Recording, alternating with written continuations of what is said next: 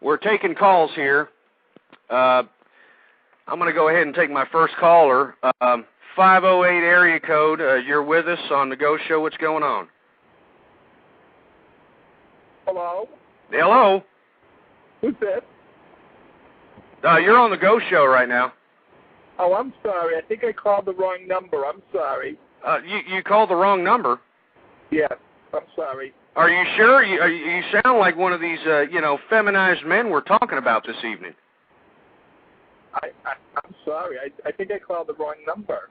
Well, are you sure? Well, what do you think about the feminist movement? Well, I don't know much about girls.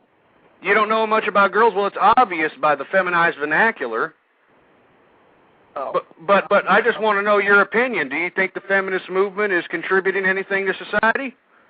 Well, what do you mean by a movement? The feminist movement.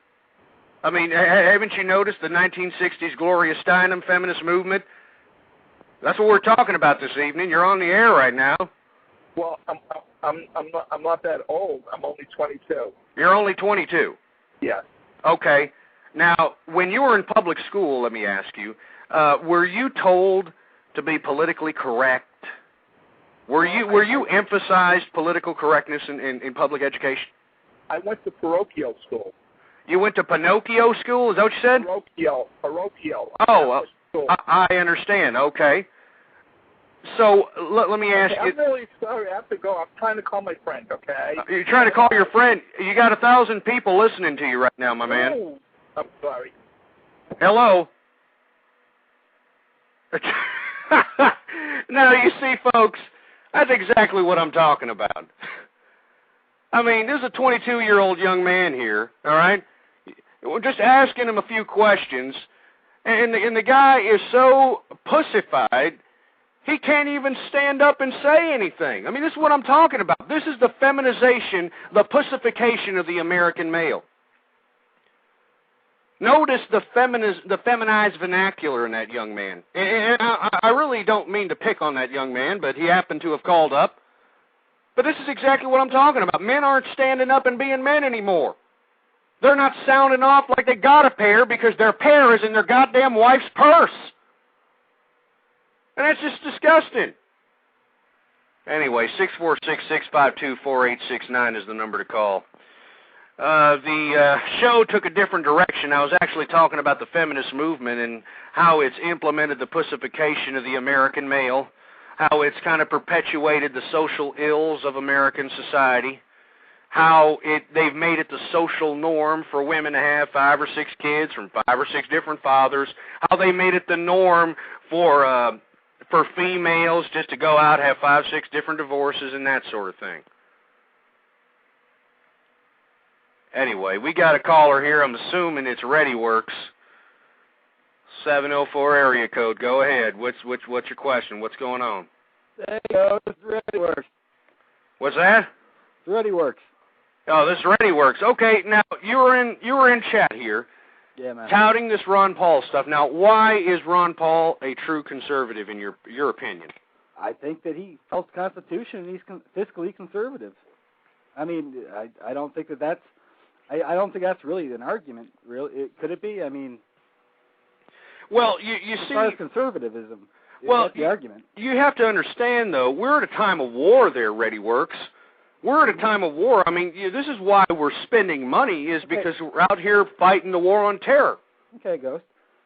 My only problem with that is we're also in a time of fiscal irresponsibility. We're $56 trillion in the hole, and our dollar's falling. Well, that's because we're fighting a war on terror there, sir. No, that's not true. Actually, we're being funded by the communist China for the war. Don't let of OPEC, and the only thing that's holding our dollar up is OPEC, and the fact that our currency is traded with oil.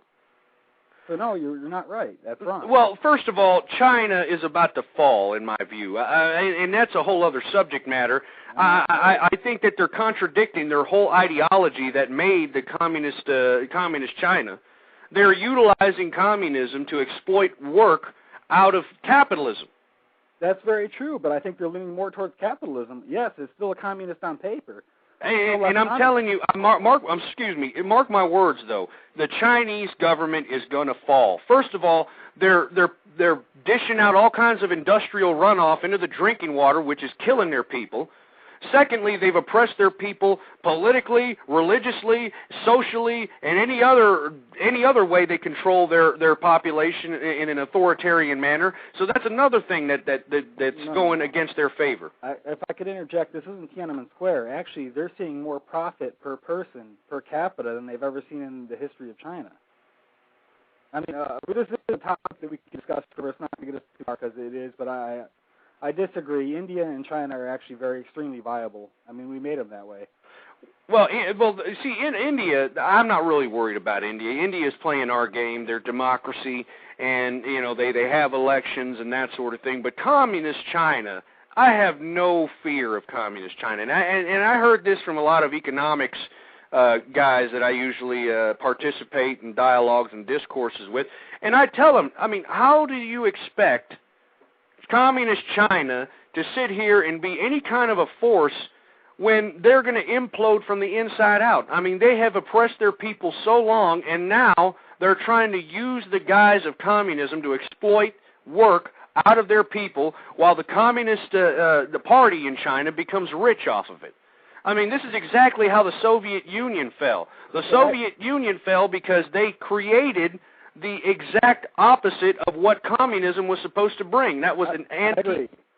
agree with that. I'll agree with that. Hold on, you're cutting in and out. You're cutting in and out. Talk again. Excuse me. I said I agree with that. Okay. The Soviet they shot themselves in the foot. But to continue this conversation, we have to assume that China is not going to adopt any other ideology than the one they have. Now, if that's so, but that still doesn't change the fact that we rely on them heavily right now. In fact, without China, we're in deep, deep trouble. If they don't buy our debt, man, it's over. In fact, the way our dollar's fallen, it could be over all the same. We're in the first month of a recession. There's nothing saying that we're going to pull right out of this. Well, I think you're giving China more credit than it actually deserves, okay, maybe sir. I shouldn't have even brought that up. I apologize. Forget China. Let's take China off the table and let's pretend that they don't finance our war or the next war or whatever we do militarily. Let's take that off the table. All right, fine. Let's just go to fiscal politics, financially, economically. Well, why don't we start by cutting off all this liberal social programs? Exactly. I agree. And you know what? I agree with cutting most of the government. You're cutting in and out again, sir. Sorry. I'd take out most of the government. Well, what are we disagreeing about? I mean, this is the problem. I'm still for Ron Paul. But why? Okay, you're for Ron Paul. Okay, we understand that. Why exactly do you believe that it is militarily and nationally responsible for us just to tuck tail and this is what he has stated. He wants every troop in the international community that's American to come back to America. That includes the troops in South Korea. That includes all the troops in the Middle East. That includes the troops that are in Germany, Japan, everywhere. Now, tell me how that's responsible. Go ahead. Because I have a copy of the Constitution right here, and the military is based on the Constitution to protect it, and not once can I find in this document, or the Declaration of Independence, or any other document that this country was founded on, that we have to go to other foreign lands and set up an alliance and, camp there for 50, 60, 100 years at a time. Well, I'm sure the forefathers didn't anticipate terrorists coming across the pond and hitting us on our own homeland. Let me ask you this. All that energy that we're doing for other countries, we parked them on our own borders and secured our own country. Would this be a concern? If we took all this money and effort and put it into our own fiscal infrastructure, would we have half the problems that we have right now? We're in 117 countries we have to look out for. Meanwhile, we're falling apart. Yet no one wants to change anything. How are we falling apart, sir? We're broke. Our military's run thin.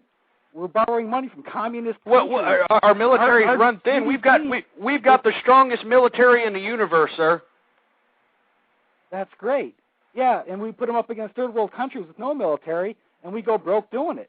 That's not something we should be bragging about, sir. Well, with all due respect, once again, we are fighting a war on terror. We did fight a war on it now. All right. Here's what we're doing. We're going to third world countries. It'd be like me trying to protect my house and going to a different state to do it. I don't see the logic. That's a false analogy there. No. It's a very good analogy, sir. People walk through our borders like it's no big deal. Well, look, I agree with you on the border situation, but you have to attribute... That's how terrorists get in. You have to attribute the fact that these liberals are prohibiting any type of... And you have to admit this. They are prohibiting any type of real change on the border situation because they embrace the fact that these people are coming across the border for humanitarian situations. Right, listen. If we go back to political correctness, and this goes back to the subject matter of this particular show, the pussification of the American male, you're seeing it in today's government. No. Go ahead. My argument isn't for Republicans or for Democrats. I'm an independent. I don't like either of them. I think they're both individually flawed, and I think that if anyone would do a pledge allegiance to any form of society or ideology always is indifferent to logic. So I say, you know what? Yes, the Democrats are just as stupid as Republicans. Every time a term comes up for a political campaign, you have to reestablish everything that's going. The same Republicans that are running around today, if you look back at them 50 years ago, were Democrats. You know what I'm saying? Yeah. So to say, yes, I'm a Republican, I'm a Democrat, it's nonsense. Because you know what? In 20 years, all the rules have changed. It makes no sense to me.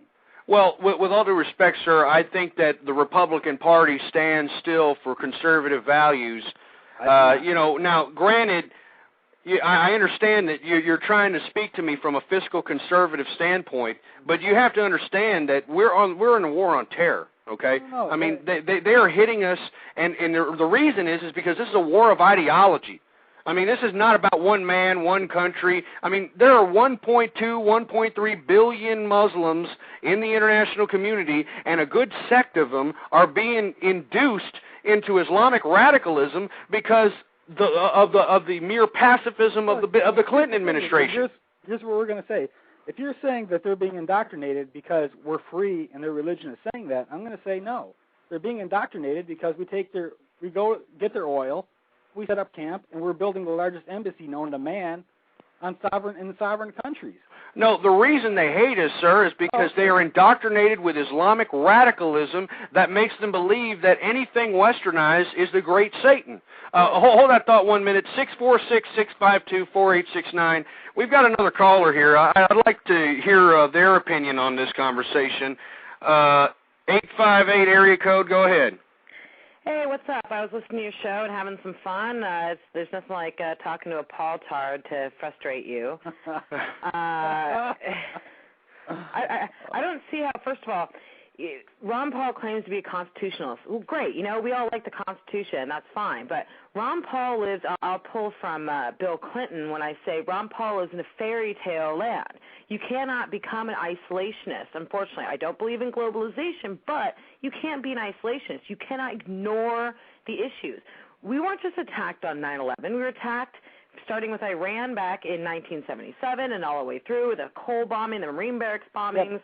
Well, can I interject 1 second? You're talking about being attacked on other people's sovereign countries. Yeah. Our friggin' sovereign country. Yeah, with all due respect, Ready Works, we were hit. We had one of the most.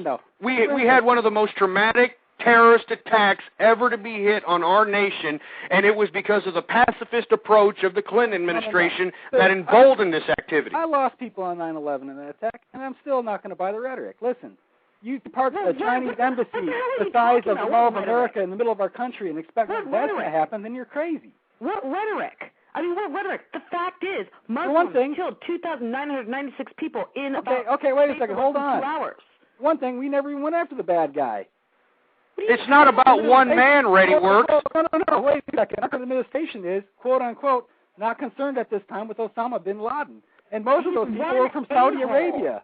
He's one a-hole. What is that's great. Now, the terrorists were mostly from Saudi Arabia. Now, you see, now let me interject on that, because I get that all the time, that all the terrorists were from Saudi Arabia. Don't you understand?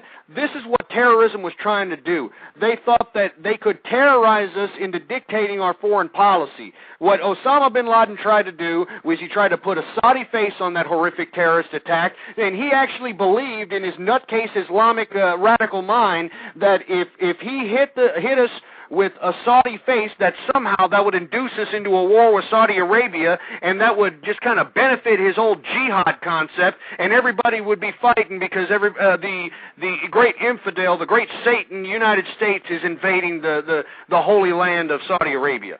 Now go ahead. This is when like I have a problem with like the clearly how ReadyWorks is. I mean, and clearly just from comments I'm looking at the chat room. He goes, a whole bunch of terrorists and rowboats paddling to America with guns and bombs. It does get kind of ridiculous. But yes.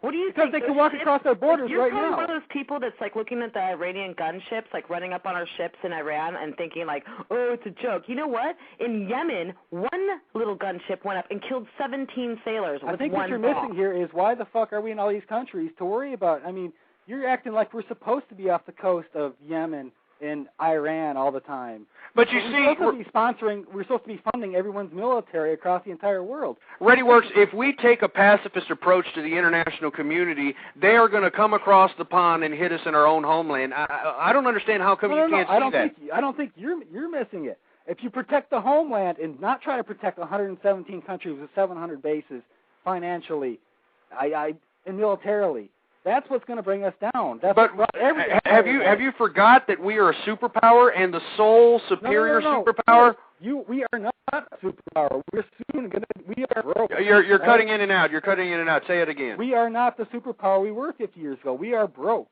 All right. If the one reason we are going into these wars is because both Iraq and Iran wanted to go to the euro for their oil dependence, for the currency to trade oil. But dude, we haven't gotten oil from Iran in like 30 years. You're not understanding me, though. The fact that it is because the only thing that stabilizes our dollar is oil. Everything is bought and sold in the American dollar.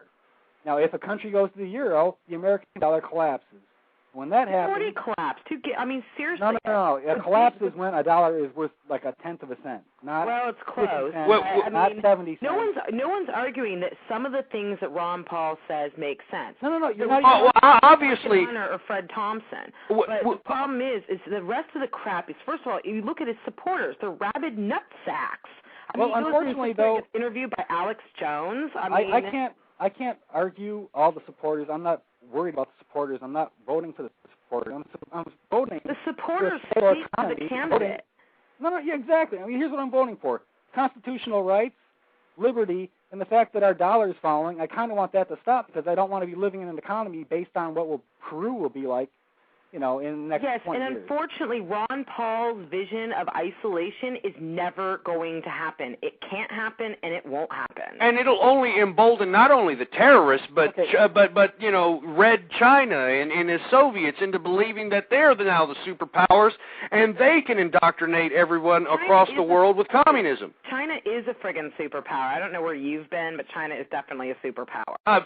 China will be falling within the next 10 to 15 years, I guarantee it. I mean, you can't oppress a people. You cannot oppress a people for that long period of time and exploit capitalist work.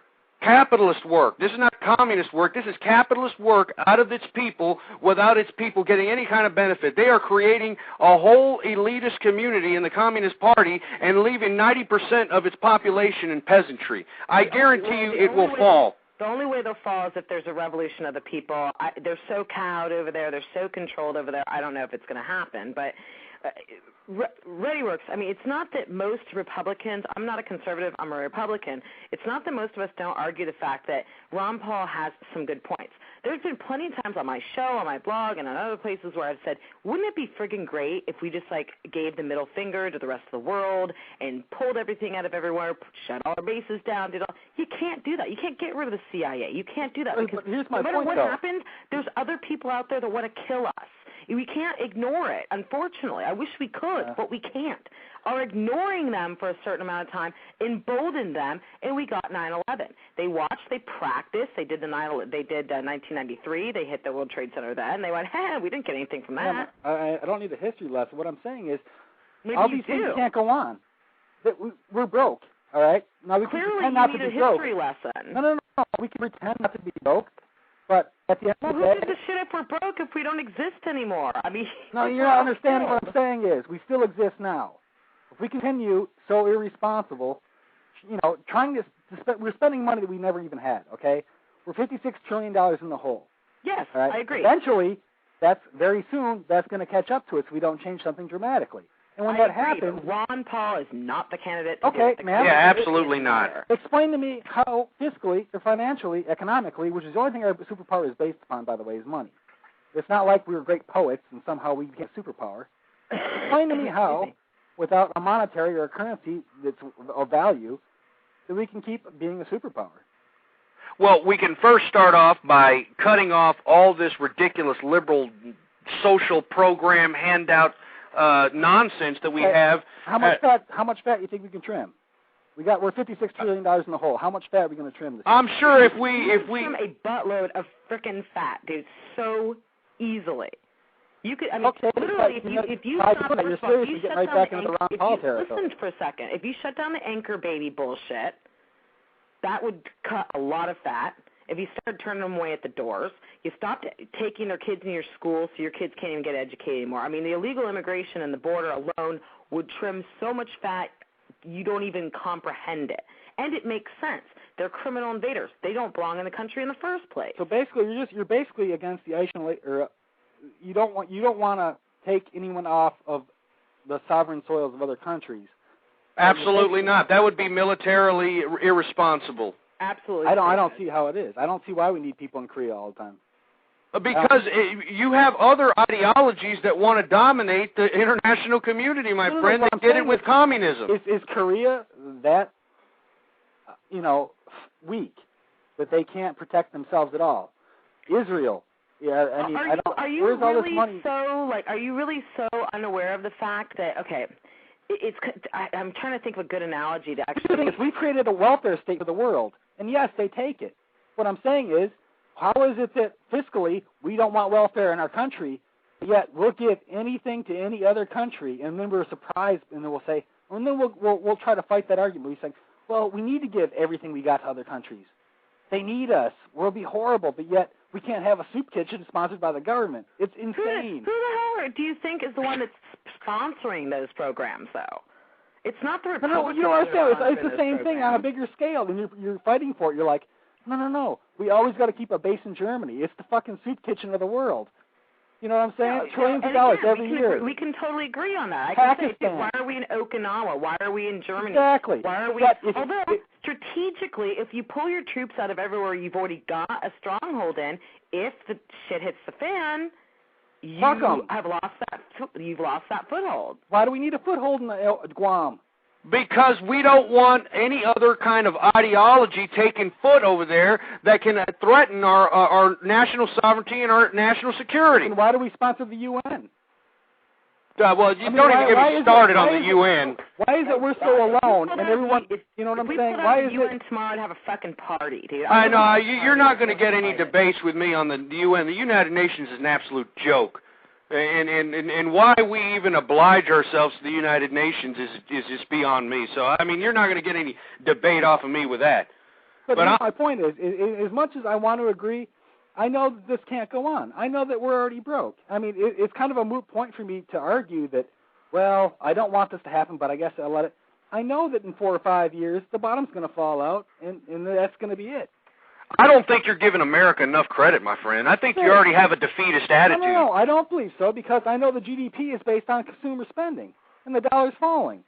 So if all these companies are gone to different countries, right, and our economy is based on consumer spending, meaning things are imported, we buy them, and we're not producing enough to keep that 3% above every month, and we're also in the first month of a recession. You tell me where my number is incorrect. God, we've been in the first friggin' month of a recession for like the last 6 years. No kidding. No. No kidding. Hey, before y'all continue, we got more callers coming in. 646-652-4869. There's a great debate. Go ahead. Do you have anything to say, Ready Works? What were you saying? No. A gentleman just said buy gold. Very good statement. And I know people will fight me on this who are federally the gold standard, No, I'm not talking about the standard, sir. I'm saying that when gold starts springing super high, that's usually a sign of very bad things. And gold is springing. And yes, sir, political vindication, yes, buy gold. Definitely. Why don't we just go back to the barter system? I mean, yeah, or mercantilism or something. Sure. I'm not talking about backing gold. I'm saying gold is springing, which means but Ron Paul wants to go back to. Ron Paul wants to get rid of currency. I know everyone laughs at that. Unfortunately, though, our dollar wouldn't fall as quickly as it has if it was backed by anything. And that's only been since the 70s that it hasn't been backed. It's a relatively new phenomenon to not back the currency. If you took a poll of most Republicans, if you looked at Ron Paul just on some of the points he said, first of all, you'd get a lot of people who said, hey, wouldn't that be great? Yay! But when you look at basically every single one of his, quote, plans, I mean, totally leaving out his Alex Jones connections, his racial BS. The 9/11 truther garbage. Just leaving all of that out, just doing his... Listen, we can hold people to death. Constitutional points and the IRS and the CIA, these things... Never going to happen. Can't happen. And that's what makes Ron Paul so dangerous to the Republican Party, in my view, because he does tout constitutionalist rhetoric. He does tout a lot of fiscal conservative. The Constitution is rhetoric. He is dangerous to the Republican Party. And I've already stated, and mark my words, he's gaining all this capital just to use it against the Republicans when he finally runs under a third-party ticket. Everyone says he's a shill he's going to turn. Okay, why is it that anytime anyone goes independent, it's against the Republican Party? Explain that to me. I'm not saying. I'm saying that his. Actually, it isn't. If you look at the numbers right now, the independents are turning towards the Republican Party. Start looking at the It makes no sense to me. I mean, everyone always says, "Oh no, he's a spoiler." He's a spoiler for who? He's going to siphon votes from the Republican Party. I guarantee you. No Democrats have ever been swayed by his platform. I friggin' tell you right now, anyone that calls himself a Republican and then votes for Ron Paul, I don't really give a shit. I'd rather put Hillary Clinton Here's why I don't like Republicans. Well, I don't know about Hillary Clinton, but... Seriously, it's better than Barack Obama. Hell, I'd rather have the silky pony in there. I mean, Barack Obama, that's a whole other subject matter. I mean, and the Democrats should be ashamed of themselves for backing up some guy who really stands for no political platform. I don't know anything about this man other than the fact that he wants to tuck tail and get out of Iraq, and he wants to open a dialogue with a country that's responsible for 75% of the world's terror, Iran. That's all I know about the man, and yet you got every Democrat and their mother sitting there saying, oh, Barack Obama, 08. Based on what? And the fundamental message that he's been trying to tout, and every time I hear it, I want to throw my damn TV out the freaking window, is change. Change, change, change. Change what? Change how? Change everywhere, change, yeah. It's ridiculous. Anyway, I know you're not for Barack Obama there, ReadyWorks. I was just, had to make that comment because the Democrats are literally making me sick. No, I just my problem with Republicans is they were always so for quote-unquote conservative ideology. I've never seen it. I'm in my mid-30s. I mean, I think I saw a bit during the Reagan years, but don't get me wrong. If you look at the stats, I mean, he did some conservative things, but he was not, he wasn't Barry Goldwater or anything. He spent a lot of cash. I mean, with all due respect, Ronald Reagan helped facilitate that great economic windfall that we had in the 90s that Clinton was so proud to take credit for. Okay, and here's where I take point with that, too. Everyone always says, well, the economy follows a 10-year cycle. I don't think that that's correct. The economy now is so much faster than, technology has made that a moot point. It just doesn't exist anymore. It's a fallacy. A fallacy. It's based on technology, yeah. The 90s was based on technology and IPOs. That wasn't the Reagan era. Oh God! Okay. All right. Anyway, 646-652-4869. There's a lot of people listening in. Give us a call. We'd like to hear your viewpoints. Ma'am, I didn't get your name. What's your name? Jen. Jen. Now, Jen, you're a conservative, or not conservative. You said you were just Republican, correct? Yeah, because I'm kind of socially moderate. I see. So, who's your candidate, or who do you think is your winner for the 2008? In the primaries, I will be voting for Duncan Hunter. Well, you know what? I'm really glad that you brought up Duncan Hunter because I think that he is being way overlooked by conservative Republicans. He actually stands for a lot. But what's unfortunate is that the mainstream media hasn't given any sort of chance, whatsoever. So I'm really glad that you brought him up. Yeah, he's an excellent candidate. He's a conservative. He's proven himself. He's got a proven track record. I'm from San Diego. I voted for him. I've seen what he's done. He's a great guy, and he's very presidential, which, people overlook the fact. I mean, you do need to have a figure that's running the country that is actually presidential. Ron Paul, I mean, I'm sorry, it's like Mitt Romney gives me the heebie-jeebies. I look at Ron Paul, and he just makes me want to, toss my cookies. I can't believe, I don't know why the Republican Party allowed this man to run under the disguise of the Republican cloak.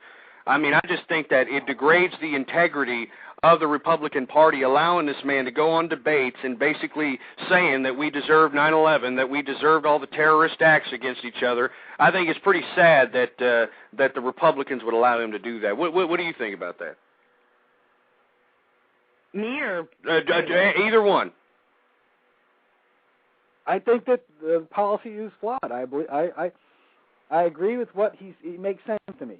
I think that if you go into any sovereign country and park a tent, they're going to get pissed and retaliate. So you think that we deserve 9/11? No, I don't say we deserve it, but I understand why people get angry when you trample on sovereign countries. Yeah, I understand why there's anger. That is exactly what you just. So basically, according to what you've just said, people that so we're trampling on sovereign countries, so we kind of deserve. So basically, should we just frickin' nuke Mexico because they step all over us? I mean, literally. I think we should protect the border.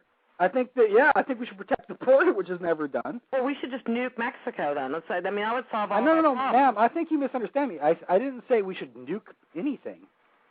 That actually I never brought up using nuclear arms against anyone. Well, actually. I mean, because basically what you're saying is because we happen to be in don't other think words out of my mouth. nations, not even doing anything, we have bases there. No. Okay, listen, if you want to talk about Mexico, bases in sovereign countries, that pisses them off, so it gives them a right to come over and kick our ass and kill thousands of people. So why don't we just nuke frickin' don't napalm Mexico then if you don't want to use nukes? I'm not a supporter.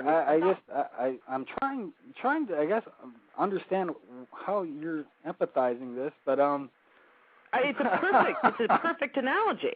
It's extremely flawed. You're an extremely your argument is saying that we are in, quote, sovereign nations, and it pisses them off, and so basically, they have a right to come blow our shit up. No, I did not say it right. Why would you say that? And that's exactly what Ron Paul said that already works. He said that we deserved it because of what we're doing. I don't think he said that, and I think that you take things out of context, and that's just crazy. I mean, you guys are both smarter. You know what you're doing. Okay, now and I'm going to ask you, since you support Ron Paul, are you going to vote for him in the primaries or anything like that if he happens to run under the Libertarian ticket, which I know for a fact he's going to do, and siphon votes away from the Republican Party? Are you going to vote for him? No, here's the problem. Like I said, I never said I was a Republican. I'm not a Republican or a Democrat. So he's the only person I would vote for. If he doesn't run, then I'm probably not going to vote because, like I said, I'm a numbers guy. I know that the policies that everyone else is going to run on. So you're going to be one of these people that are going to complain about the system that you're not even going to participate in. Here's the thing: is the system under the platform that it's being run at now won't be around for very long either way. The dollar is, crashing, and I know you're not going to see this on the news. You're not going to say it. No one in investments they're saying it all over the place. Do you watch the mainstream media? I mean, basically, according to the mainstream media, we're basically going back to sticks and clubs next week. Yeah, and you know what? The mainstream media, I don't give any credence to anything the mainstream media says. I mean, it is the biggest fallacy of all time. I mean, when Barack Obama won the Iowa caucus, I mean, they made it seem like he was the second coming. I mean, it was just absolutely disgusting how they're trying to choose our candidates, and I don't give any credence to what it says in the mainstream media. But go ahead. What were you saying, Ready Works? No, that's what I'm saying is that's why I learned, economics. Therefore, I just go right to the numbers. But I mean, you kind of totally skipped by what I was saying and totally ignored what I was saying.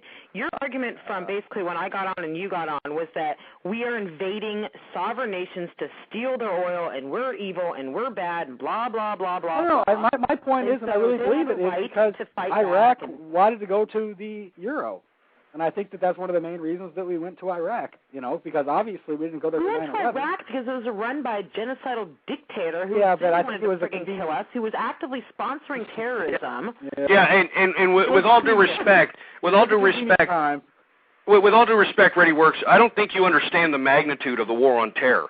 I mean, this is an ideology that we're trying to fight here. Listen, I've heard it, and I understand it, but I also understand that they wanted to go to the euro, and I just found that ironic. In the same time that Iran started to have problems about nuclear things, they also suggested that they wanted to go to the euro for oil. So, do you believe we should be open up dialogues with Iran? I mean, I don't understand what you how you expect to remedy the terrorist problem in the international community. Okay, well, I don't think that they're actually feasibly a threat for another 10 years, but, I mean, that's just if you know anything about the theory of building nuclear weapons. Okay, so I guess we could go. Do is use nukes. That's the only I guess we could go bomb them now, but you have to understand that preemptive war is a new phenomenon. That's not in our history. That's because we never got hit on our homeland like we did on 9/11, sir. And it's called learning from history. And say we could justify, war. We could start war with anyone, I guess, justified for. This is not about one country. You see, this is what most people don't understand that are talking against the war on terror. You don't understand that this is a war against ideology. We already had the pacifist approach during the Clinton administration. What I'm trying to explain to you is saying there's a war on ideology is crazy. It's crazy. How is that crazy? Because that's basically saying, I'm going to go beat up a noun. They hit us on our homeland, sir. Listen, you can say that. Go ahead and get it out of your system. Okay, excuse me. Let me just share something with you, okay? Please. Okay. In Thailand, just yesterday, a Buddhist villager is murdered by Muslim gunmen in unprovoked attack. 3 men are shot to death by Muslim terrorist separate attacks. In Yemen, yesterday, 6 local soldiers are killed by an ambush by Shiite radicals. In Pakistan, a suicide bomber attacks police. This isn't America. This is weird. These are countries we're not in. Yemen, again, Shiite militants kill tribal. Algeria, Islamic fundamentalists kill 4 people. Philippines, 2 off-duty cops are shot to death by suspected Islamic extremists. Islam is a problem worldwide. Ma'am, I wish you had a paper from 10 years ago, because I wish you could Google 10 years ago and see if there was any terrorists going on in other countries. What are you talking about? There was terrorism everywhere during the Clinton administration. Yes, I know. Listen, these aren't new phenomenons. I understand that, sir, but he had a for hundreds of years. We've already tried the pacifist approach. We've already tried the pacifist approach, Ready Works. I mean, Clinton did absolutely nothing. He had no military recourse for all the terrorist acts that were implemented on us, and that only emboldened this radical wing of Islamic terrorists, and they actually believed that we were a paper tiger that wasn't going to do anything. We also got let's tackle this too by the horns. That both of the main terrorist organizations were backed by the CIA in the 80s. Oh, my God. Oh, here we go with this garbage. To run oil through the Afghanistan mountains. But you see, sir, this is what I try to tell people too. We're on a new political theoretical platform. Back then, today, we sold guns to Saudi Arabia. Back then, the reason that we did that is because we had a Machiavellian realist approach to foreign policy. Today, and this is why I support the president, he has changed the political theoretical landscape for foreign policy. We now have a Hobbesian realist approach. We're not going to no longer negotiate with ruthless dictators because they can sit and tout behind masses of people. We're not going to take it anymore. And that's what the bottom line is. We can't just sit by and allow a handful of tyrants in the Middle East to subjugate people with Islamic radicalism so that they can convince them and brainwash them into believing that if they strap bombs to their chest... We finance guns today with Saudi Arabia. What? I'm sorry? We finance weapons today with Saudi Arabia to the tune of $20 million. With all due respect, sir, Saudi Arabia is our ally. Yeah, they're wonderful. What's so funny about that? They're our allies, sir. Yeah, they're our ally. They're wonderful people. They're a good bunch. Look, you're not going to get a debate out of me I'm not going to defend Islam by any means, all right? But all I'm simply stating is that we have a legitimate threat to America's national security that's based on ideological theocracy. And the only way that we're going to change that is if we go in the heart of the Middle East, sow the seeds of democracy. And I tell you, in 20 or 30 years, when Iraq and Afghanistan, and I'm telling you, we're going to go into Iran here in the next couple of months, and Iran. These are going to be examples to the Islamic radical community and people that are surrounding the Middle Eastern countries like Iraq, like Afghanistan. They're going to look to their tyrant Islamo-fascist dictators, and they're going to say, wait a minute, how come we can't have free and fair elections? How come we can't participate in free market system? How come we can't have freedom of speech and freedom of choice and that sort of thing? And I don't mean pro-choice. I mean, just the right to choose whether you're not going to be indoctrinated with Islamic fascism. At our best, we might be able to throw in a tri-state theocracy. There'll be no doubt. Based on what? Democracy, sir. How do you install a democracy? A democracy is brought on by the willingness of the people. Sir, we have already done this. All right, we have empirical evidence that this works. All right, look at empirical evidence of a democracy. Look at South Korea. Look at Japan. All right. Mm-hmm. Look at West Germany. We've done this before, and you see, these are great products to the international community today. But the people wanted it on a fundamental level. The people wanted it in Korea.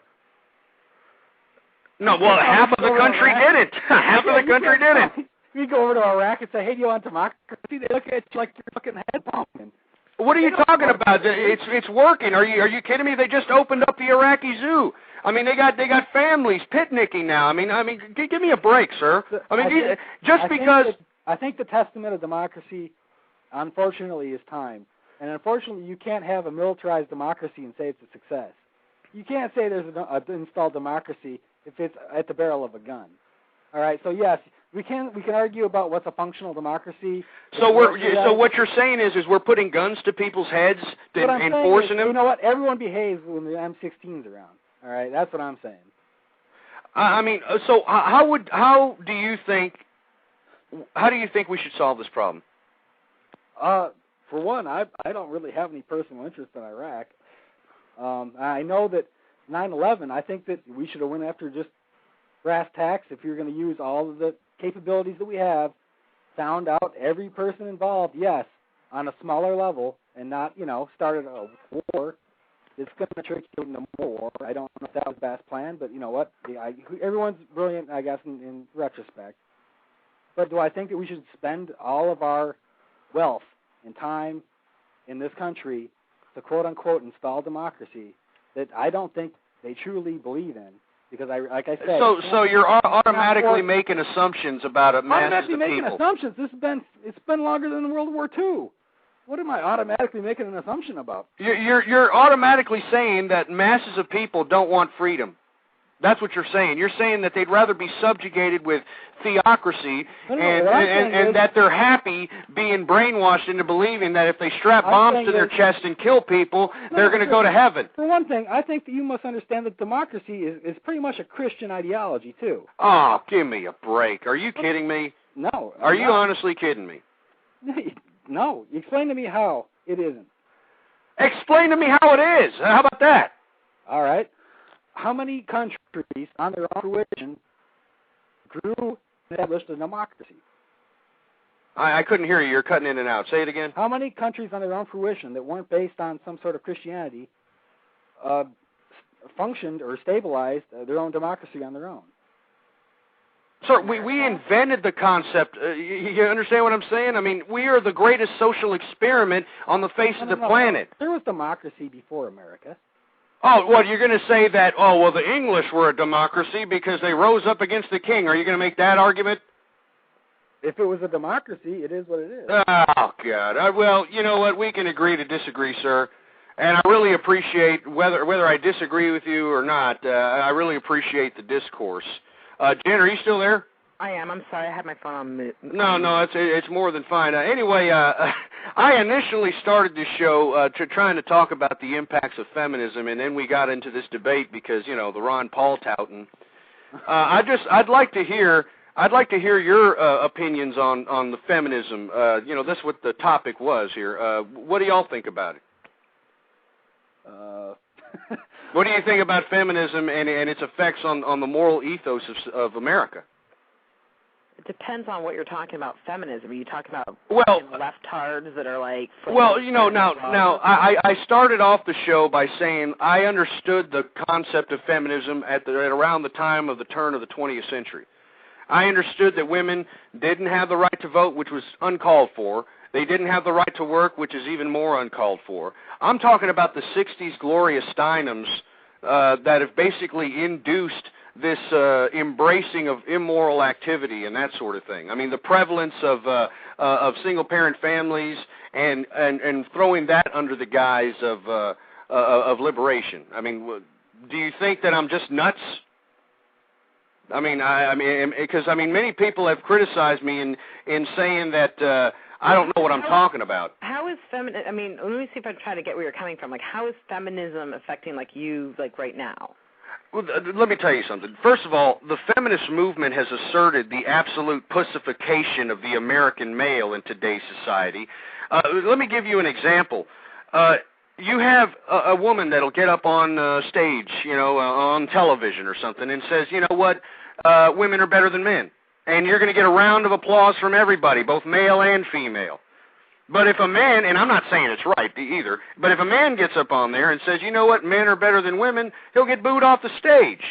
Now, how is that equality, which was the initial basis of the feminist movement? I don't think that's I think that's a social mores. I mean, that's not equality. I don't think that's really equality. That's my point. That's my point, sir. Is that that was my initial point for the show, was that the feminist movement, in my view, has encouraged activity such as women having 5 or 6 kids from 5 or 6 different fathers, and that's under the guise of social liberation or woman liberation. That it's okay to have 5 or 6 different divorces and that sort of thing. Yeah, I don't agree with that. And if we're coming from a feminism viewpoint, then yeah. That's just bad logic all around. How is that bad logic? Well, I mean, can you explain to me? Can you explain to me why, when I was growing up? No. I'm saying to have 5 or 6 kids with multiple men, I think it's just bad. But that has become the social norm. That's just irresponsible. How does that have to do with feminism? Because feminism is reshaping the mentality of the American woman. So should I start go and iron some shirts right now? No, that's not. You see, that's a logical fallacy that feminists use whenever I try to facilitate any type of discourse on the subject. I'm not a feminist, mind you. I'm trying to get where you're coming from on this.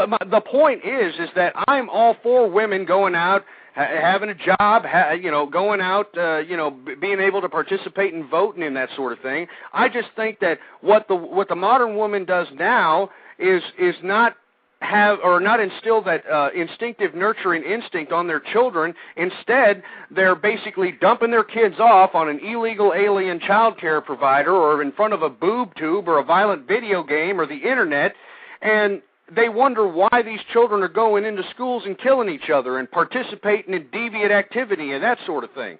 And how is the man not equally responsible, though, for staying home? If the woman goes to work, why can't the man stay home and nurture his children? Well, a man that does that is going against the grain of the family, don't you think? Or are you part of the persuasion that believes that it's okay to be Mr. Mom?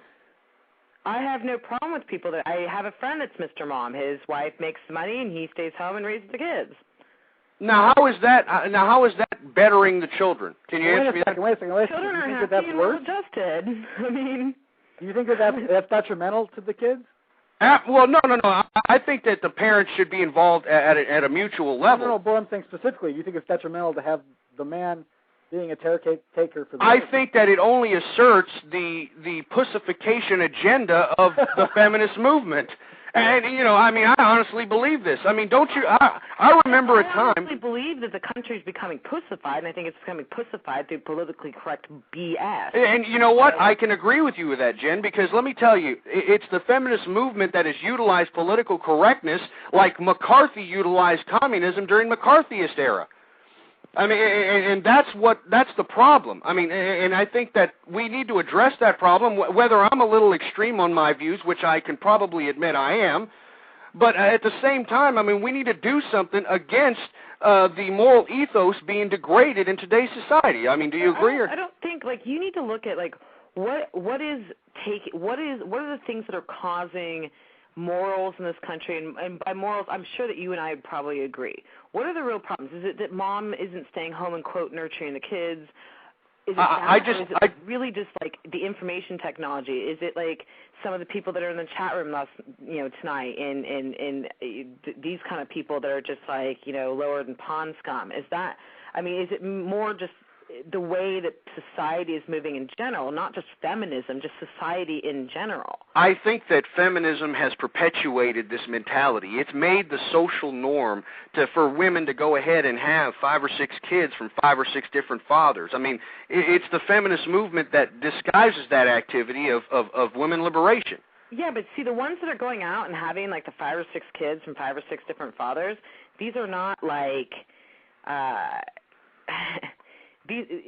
first of all, most of them are probably liberals or would vote. Yeah, of course. I mean, I'm not denying that the feminism isn't rooted in liberalism. And it's not feminism that is making them the way they are. It's ill education. It's being brought up in a home that is being poorly educated, both in sexual contraceptives and, of course, in, like, I'm going to have, like, a bunch of baby daddies. I mean, that's where it boils down to. It's not necessarily, it comes from socioeconomic background, education. It's not feminism that's doing it. Because believe me, in some cases, I mean, for example, my friend Rick, he actually was a coworker of mine, and his wife makes more money. He just quit, and he's going to be the stay-at-home mom. They just had a baby, and he's great with his kid. He's wonderful, and it works better that way. He's kind of one of those people, but it works good. well, one of those people, right? I'm, liberal, right? No, he's just lazy. Oh, well, you see, and you see... But he's lazy. And at the same time, we've also perpetuated that type of mentality on the American male as well. I mean, that's why you have a lot more males, instead of going out, getting their nails dirty and working, they have their handouts waiting for, that government assistance or some kind of social program. Anyway, we got another caller here. I want to see what they have to say. Area code 212. What's going on? Hey, how are you guys? I got my reasons. What's up? How you doing? I'm doing good. I'm gonna have to side with Jen on this one. Okay. I think that you're talking about talking points. There seems to be a lot of bluster and very little content in the thing you're making. You're just talking about this sort of vague idea of like pussification of men. Vague idea? I mean, sir, why don't you look on MTV right now and look at the prevalent male superstars and notice the feminine features in their physical attributes. I mean, notice the feminine like vernacular. 50 Cent, I blame MTV, you think 50 Cent is feminine? I'm sorry? You think 50 Cent has feminine features? Well, 50 Cent is a complete marketing strategy. I mean, it's the last of machismo in my view. I mean, I think that's completely different. I'm talking about mainstream, and look at the rock stars nowadays. Remember when rock stars used to mean Jim something? Morrison was a real not a pretty boy, in other words. So I'm sorry? So like Jim Morrison and all the guys in the '60s and all those good rock and rollers, they weren't Aerosmith. They weren't doing it. The people back then, the rock stars back then, still asserted their manliness, sir. They were out there being badasses. Led Zeppelin used to rent out 3 rooms of a hotel and run their motorcycles through. Do you listen to hip hop? I don't listen to hip hop faithfully, okay, but I don't know what you're hip-hop. talking about, because hip hop is the #1 form of music in the U.S. and globally.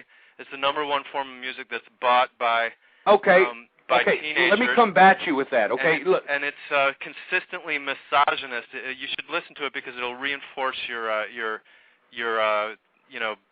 backward ideas. I disagree with you, sir, because let me tell you, you want to talk about hip hop.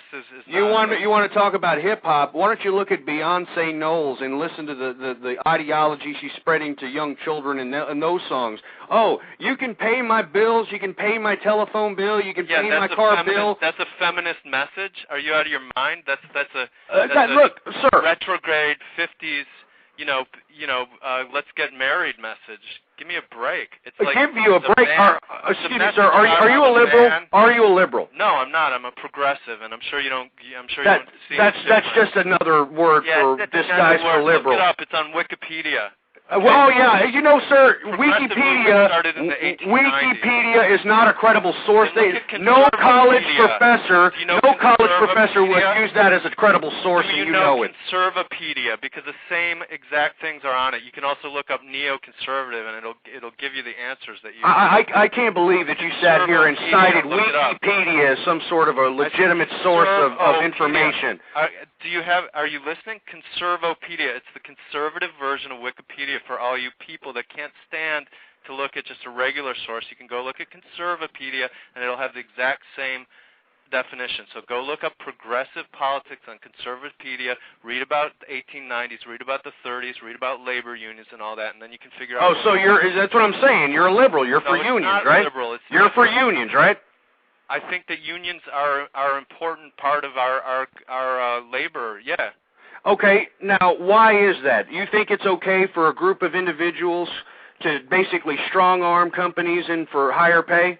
Yeah, you know, when miners die in a shaft because they don't have proper safety equipment, I think it is okay. Sir, there's a certain element of danger. There's a certain element of danger in being a miner. I mean, you know, with all due respect, it's just like there's more of that element. If you're a miner in Africa, you have less protections than you do in the U.S. precisely because the unions take care of that. So you're all for unions. That? You're all for unions. You think that unions are the greatest things in sliced bread, then? I never said that. I'm simply saying that unions have a role. And I just demonstrated what the role is. A role in strong-arming companies. No, a role in safety. You can't disparage all unions now. A role in safety, a role in fair wages. Come on. Fair wages? You want to talk about fair wages, sir? Let me tell you, the unions have done nothing but ruin the American work ethic. All right, now I understand. Talk about feminism and the myths that you're talking about feminism. My mom was a feminist. Okay. Well, I can understand your mentality now. Oh, thank you. You know, like you really know anything about it. You're demonstrating. You don't even know. You seem to think that hip hop music that degrades women is like somehow pro-feminist. Well, first of all, old school hip hop. I mean, you know, when Tupac was around, I'm sure it was misogynist. You know, and that sort of thing. Have you listened to your local rap station now? It is just pussified. Absolute pussified garbage. It is. I mean, Soldier Boy, give me a break, sir. Anyway, that's about it for this guy. Anyway, are you?